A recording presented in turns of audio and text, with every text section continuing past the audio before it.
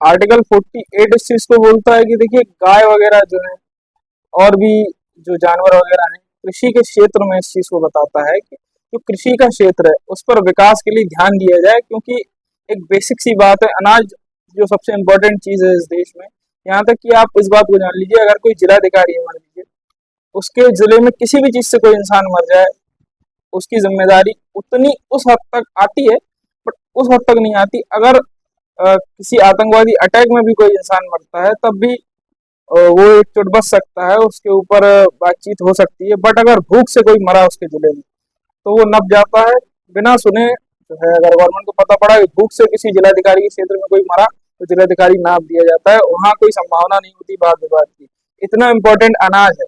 इसी सबको देखते हुए इस देश में जब ये संविधान बना था तब भुखमरी वगैरह की व्यवस्था भी बहुत ज्यादा मतलब तकलीफ थी, खाना वगैरह ज्यादा था नहीं। तो इसमें एग्रीकल्चर पे बेस देते हुए सारी चीजों को बताया गया है कि जो एग्रीकल्चर क्षेत्र है उसमें सुधार किया जाए और पशुपालन के क्षेत्र में भी सुधार किया जाए, जिससे कि एडवांस टेक्नोलॉजी आगे बढ़े और गाय वाय जो है इनकी बलियों पर रोक लगाया जाए, क्योंकि ये ठीक नहीं है। कहीं ना कहीं भारतीय समाज में गाय एक बहुत इंपॉर्टेंट चीज है, बहुत इंपॉर्टेंट मानते हैं हम इसको। और काफी सारे लोगों का मानना है कि इनमें देवताओं का वास भी होता है। भारतीय संस्कृति गाय को ठीक ठाक मानती है, तो इसलिए गाय की बलि पर भी इस पर रोक लगा दी गई है। और कृषि के क्षेत्र में मुख्य रूप से इसमें विकास करने के लिए बोला गया है संविधान के आर्टिकल 48 में।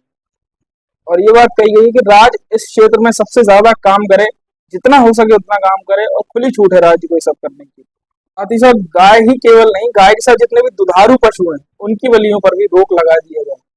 बट अगेन डीपीएसपी होने की वजह से, राज्य की इच्छा होने की वजह से हर जगह पर इस पर रोक नहीं है, क्योंकि ये डीपीएसपी है। ऑब्वियसली इसके आगे बात ही नहीं बढ़ती। अगर ये फंडामेंटल राइट होता, मौलिक अधिकार होता, 12 से 35 तक होता, तो मानी सी बात है कि कंपलसरी होता।